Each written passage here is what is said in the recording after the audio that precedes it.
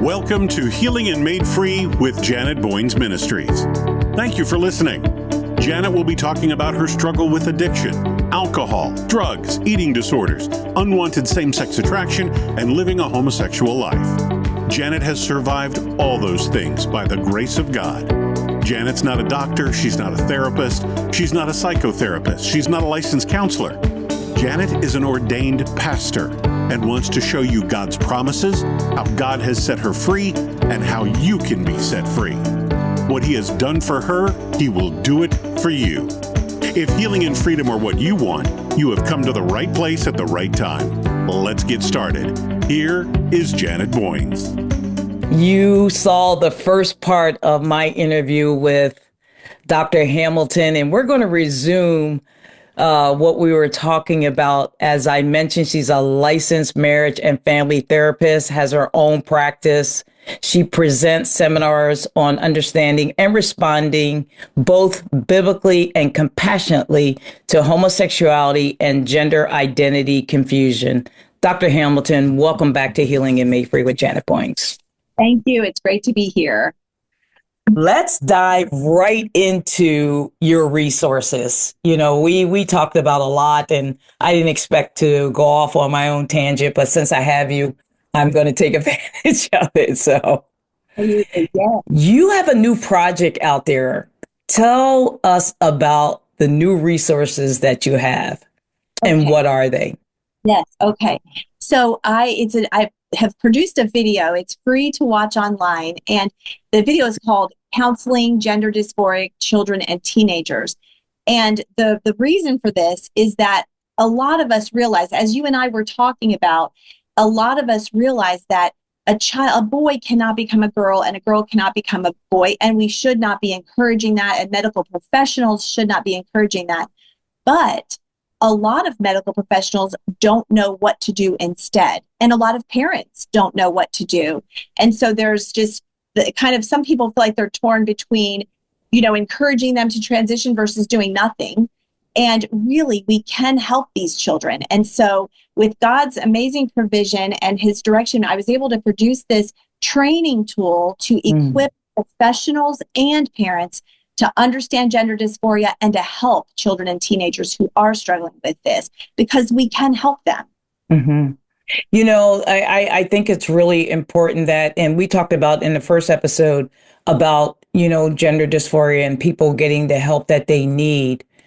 What do you think is the most important thing that you want them to get from watching this new video that you have put out?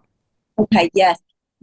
Probably the first thing, maybe the most important thing, would be understanding that there are reasons that a child would be confused about their gender. And I probably should say this. There are oftentimes different sets of circumstances that lead young children to be gender confused versus the circumstances that might lead a teenager to all of the sudden, out of the blue, say they're transgender. So there's what the professionals would call the early onset gender dysphoria. That happens around the age of 3-4 years old. And then the later onset, which can happen in the teen years or early adulthood, where they did not have a history of gender confusion and suddenly they're saying that they're transgender. Those are two usually totally different sets of factors that contribute. So with either category, whether it's little children or whether it's teenagers, the most important thing I think that can come from this video training is understanding there are reasons, especially the young children, there are reasons why they truly don't feel comfortable in their own skin and why they are wanting or thinking that they are the opposite sex. There are reasons. And I just hope that people will, as they watch it, they'll understand that we've got to get to the roots of it, deal with the reasons why they are feeling this way in order to help them more effectively. Dr. Hamilton, we are seeing young kids that are younger and younger transitioning, and you talked about the age of 3. In their mindset, if a child, boy or girl, comes to their parent and say, I want to be a girl or I want to be a boy, knowing that they were born a girl and born a boy, what should the parents do? Yes, that's a good question. Certainly, I would say not assuming that the best thing is to encourage the confusion. It's too often parents are really in our culture, they're being told this is the best way to help your child is to go ahead and let them be the opposite sex, which is absolutely not true. There's no research to support that. And common sense would tell us they can't really be the opposite sex. So the best thing a parent can do is listen and try to seek to understand what's going on, what they're feeling, what they're going through, and then look deeper too. And I think watching the video that we just talked about, watching that video may give a parent context to understand what some of those factors could be so that they can look for, is the child having, wrong ideas of what it means to be male or female? Is there a breakdown in the relationship with the father? Is there a rejection from peers taking place? Has there been anything traumatic that has happened? So looking for what's going on and then helping to address the root of it, whether it, and in some cases it may be contacting a professional who understands this issue, not a professional who will give, bad advice, but a professional who understands this issue. And then, like I said, really looking to put the pieces in place, restoring the relationship with the same-sex parents, same-sex peers, and that type of thing. Dr. Hamilton, I find when I'm talking with parents, we just got an email, yesterday, that a wife just found out that her husband is dressing as a female. And the relatives feel like it's fine. She should stay in the marriage. What would you speak to couples out there who husband want to dress as a woman at home and expect you to stay in the marriage? And some wives do. Why? I don't know, but they do. What's going on when this happens? Yes, yes. And so I wouldn't be able to say, in general, what the right thing is, but I would certainly hope that a person would want to get help for that. So a husband who is, wanting to dress as the opposite sex, there's more going on. And so I would hope that in order to maintain a healthy, good marriage, he would be willing to admit that that's a problem and that it's hard for a wife to respect a husband who is thinking that he's a woman or she's married a man, not a woman. And so that would be something they would seek help for together. And certainly I believe in, marriage and making marriage work, and divorce being a last resort only, under biblical conditions.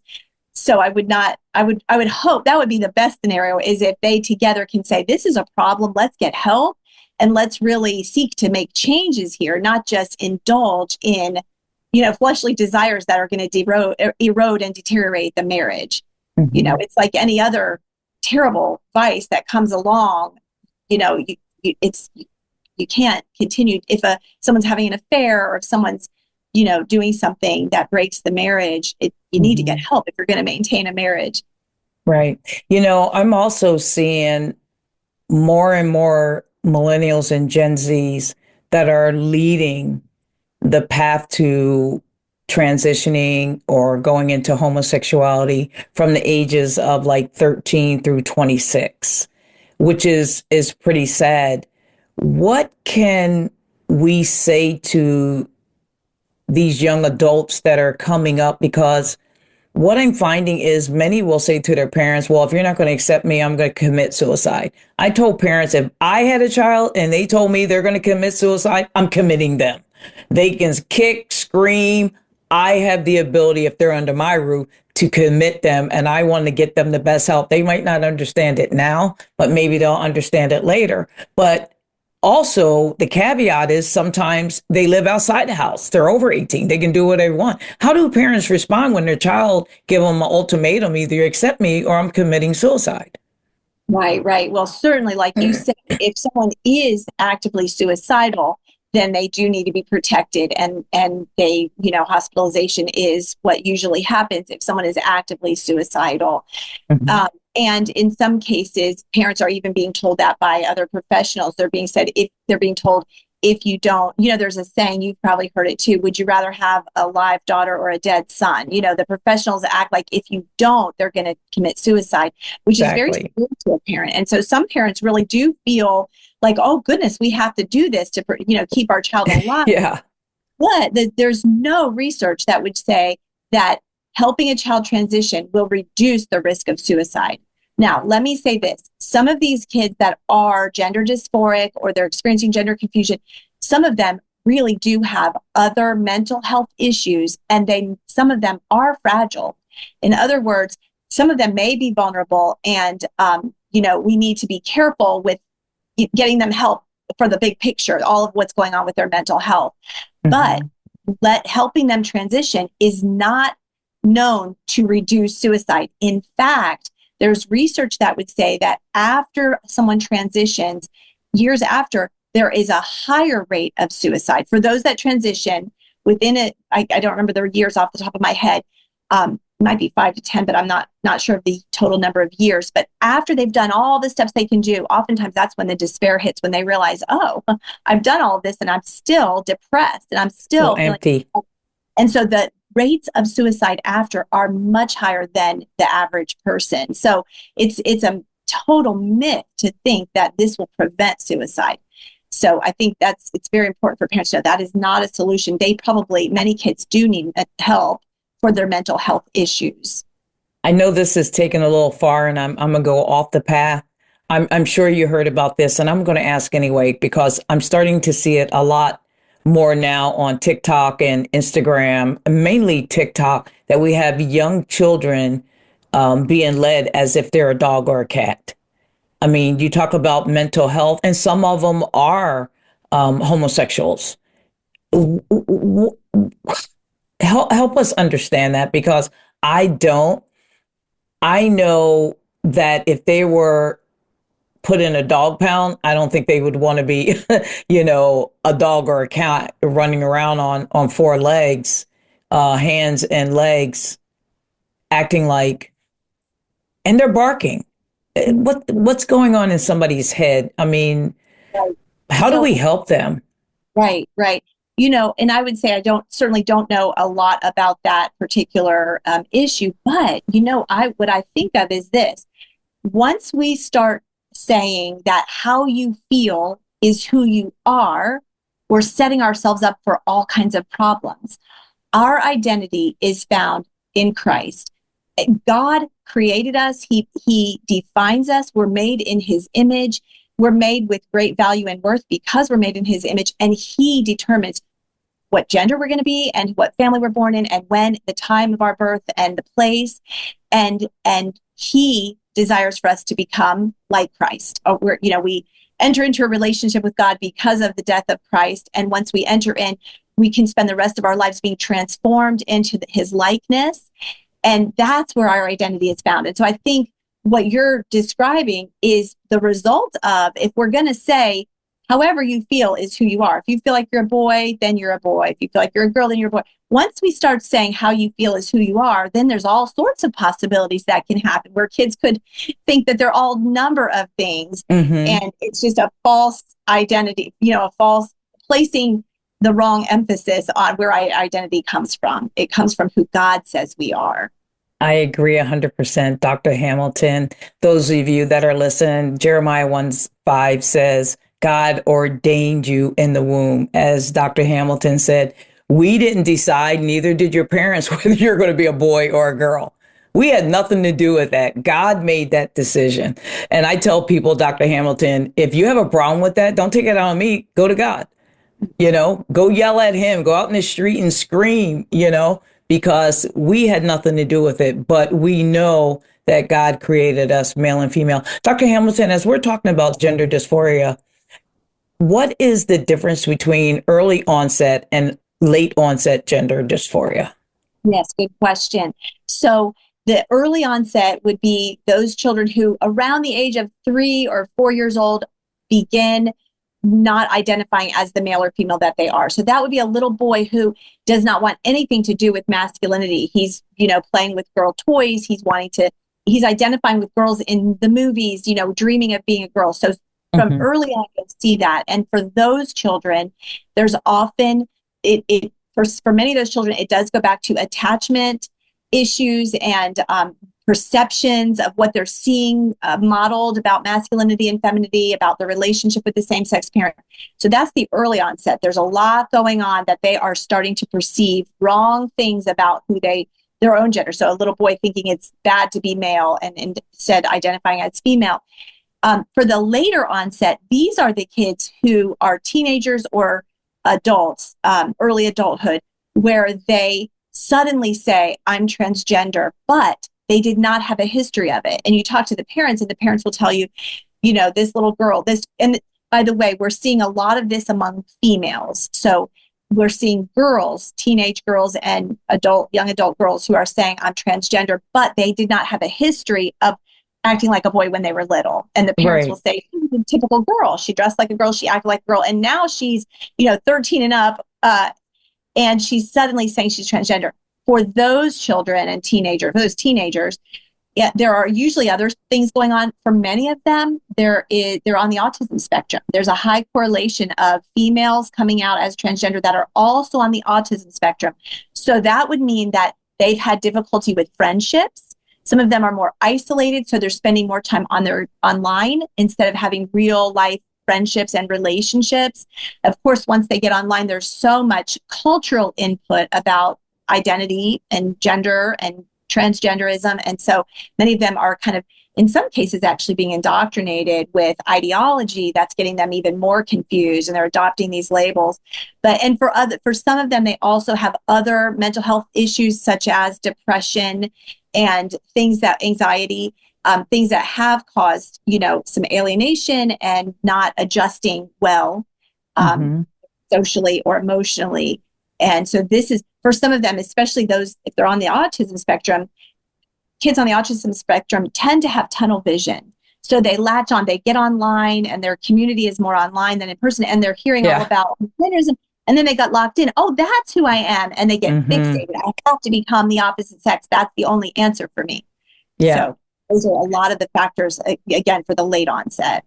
I'm glad you said that. I had a person on earlier this morning, and she said the same thing. As soon as somebody said homosexuality at the age of 12, she started Googling it and thought, oh, that's what I am. I'm a lesbian. So then she thought, okay, what is a lesbian? She started Googling. So she started acting all that out and wind up getting involved in homosexuality for many years. Praise the Lord. By his redeeming love, she's out of that life. So we can talk to pastors and ministry leaders. What can they do and parents do to help? Yes. Okay. And, let me go back and say there's one other sub of the late onset. I probably should just at least mention this. For some, there's a subgroup of males who identify out of the blue in adulthood or the late teen years as transgender. And for that subgroup there, it's called autogynephilia, where it's actually more of a sexual, turn on or a fetish to dress as a woman or think of themselves as a woman or act like a woman. So that's another one. The one we're seeing the greatest increase in, though, are these girls who are on the autism spectrum who the ones they often refer to as rapid onset gender dysphoria. But I did want to at least mention this other smaller subgroup of the autogynephilia, where it's the guys who, it's more of a sexual thing for them.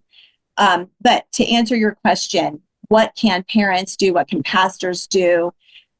So you mentioned the video that I just came out with. My hope is that this will equip parents and pastors and professionals to better understand it. And so that's one tool. I would say take advantage of the tools that are out there. The video that I came out with is a free tool that parents can watch, pastors can watch, to understand what's going on and then begin to minister more effectively. So, but specifically, some of the things parents can do is, again, building a solid relationship with their children, especially the bond with the same-sex parent, helping their children to have more real-life friendships, getting them off the internet and spending more time in real-life encounters, online encounters. I would say for young children, it's so important for parents to set up play dates with members of the same sex where they can have good, healthy bonding that helps develop, through our relationships, we develop a sense of who we are. Like we were talking about before, our experiences kind of shape our perceptions of ourselves, and then how we think about ourselves is how we become. So being able to bond with members of the same sex, having those good, healthy, play dates and those interactions that can shape their perceptions of themselves and create a healthy sense of self. So it's all of that kind of thing. For the older kids, well, also for the younger, really monitoring that internet involvement. And I would say there's so many things I could say to parents. Don't let your kids have internet access in their bedroom, have it in the public space, keep it limited, make sure you know what they're doing, keeping them off of social media when they're young, things like that, like really putting safeguards in place when it comes to technology. That's a big one. So that I would say all of those things: relationship with parents, relationship with peers, guarding against cultural input that wouldn't be productive, and also being able to kind of be tuned in as parents to understand what are their perceptions of themselves. And then, of course, with pastors, certainly addressing these issues in a loving way, bringing in guest speakers like yourself to share testimonies. Testimonies are so powerful. I think youth pastors can bring in testimonies to youth groups. Kids need to hear the truth, and from those who've experienced freedom, because they're not going to hear that in the world. So there's a lot that youth pastors can do to educate and equip. Wow. I hope everybody is taking this free information in. Plus, your resources are free. We were talking to Dr. Hamilton, licensed marriage and family therapist. Dr. Hamilton, we are coming to an end in about 5 minutes, but I do want to touch on this. Many times people say that what you and I are talking about is convergent therapy.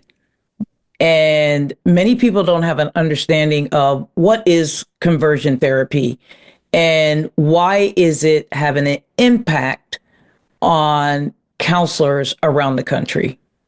Yes. So this is another myth. There's this idea, this whole term conversion therapy has been used by activists to imply that therapists are harming children. They're doing something harmful. And so, but what's under this banner of conversion therapy is any attempt to help a child be comfortable in their own skin as a boy or girl, or any attempt to help a teenager to decrease same-sex attractions. That's called conversion therapy. And what's being banned is these bans are targeted against licensed professional counselors. So keep in mind, professional counselors are not allowed to abuse children. Actually, no one is. Right. Thankfully, abuse is already outlawed. And professional counselors were bound by codes of ethics. Counselors are trained to be empathetic and compassionate and non-judgmental, and to be a good listener and to seek to understand what the client is wanting to accomplish and to help them accomplish those goals. Typically, licensed therapists are not going to be forceful or coercive or pushing their own agenda on a client. But this myth is that there is something harmful being done. And really, in the end, what it is that if you think that a boy should be allowed to be helped to be more comfortable as a boy, suddenly you're a conversion therapist. Right. It's just a backwards way of thinking. But you could tell a little boy to try to transition as a girl, and then you're not a conversion therapist. That's kind of ironic, because that is much more harmful. We know those hormones are detrimental to the child and so forth. So anyway, it's a myth. And the truth is that therapists are bound by codes of ethics and laws and rules in their states, and certainly seeking to help and not harm children. And thankfully, there are many states that have overturned the bans, because they also recognize it's a violation of free speech. You can't tell a therapist what they're allowed to talk about with a child. That's another thing I should say, is that we're talking about talk therapy, where they're just conversations are being, when we talk about the bans on conversion therapy, you're banning a conversation.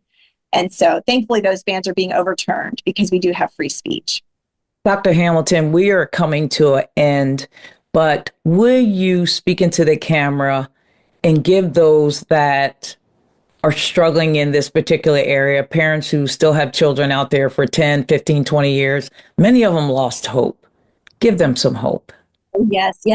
Certainly keep praying. Prayer is powerful, and God is alive and well and answers prayer. And so keep praying. And I think about, the thief on the cross. In his last moments, he turned to the Lord, he turned to Jesus, and Jesus said, "This day you'll be with me in paradise." Many parents are brokenhearted because they're concerned for the soul of their child, and whether it's homosexuality or whatever it is, where a child has wandered from God. And so I say, pray until their last dying breath. They may turn back to God and be restored. And so there is hope. And then there are those who also find the Lord and are convicted and seek to make changes in their life while they're still young. That still happens. So praise God that does still happen. Dr. Hamilton, oh, go ahead. I was just going to say, keep praying and don't give up, and keep loving your child. Love them well. So important. Parents sometimes are working two jobs and, single parent, and they have to find other ways, get them into a Boys and Girls Club of America. There's so many things that are out there. They might just have to do their research, and instead of leaving their child at home. So being on the internet and hitting the wrong button could push them into pornography or something else that they don't want them to go down that path. Dr. Hamilton, how can my listeners, my viewers, which this will be on YouTube as well, get the resources? Where do they go? Yes, they can go to genderidentity101.com. Genderidentity101.com. They can watch the free video. And then there's also some additional resources on the resource page where they can get more information. If they want to email you, do you have an email address? Yes, it's julie@drjuliehamilton.com. And do you have a business phone number that you would like to give out to those who really would like to get some counseling or get more information from you? Yes, I think probably if they email me, that would be the best way. So they can email me. And actually, my contact information, they can find it through that website. So genderidentity101.com. They can connect with me through there. Dr. Hamilton, my saying is when you know better, you do better. Those of you that are listening, this is Dr. Hamilton, licensed marriage and family therapist. She has her own practice. If you need some help, don't hesitate to go to her website, reach out to her, and get the help that you need. Parents, you know how much I love you. I only do this because I want to see you do better. Dr. Hamilton, thank you so much for being on Healing and Made Free with Janet Boynes. Thank you for listening to Healing and Made Free with Janet Boynes. Acts 10:34 says, God is no respecter of persons. God doesn't play favorites, which means what he has done for Janet, what he has done for guests on this show, he will do for you too. If you are struggling with anything, do not hesitate to reach out to Janet Boynes Ministries. They will do their best to help you any way they can. Go to the website, janetboynesministries.com. Janet loves you, and most importantly, God loves you. Have a blessed day.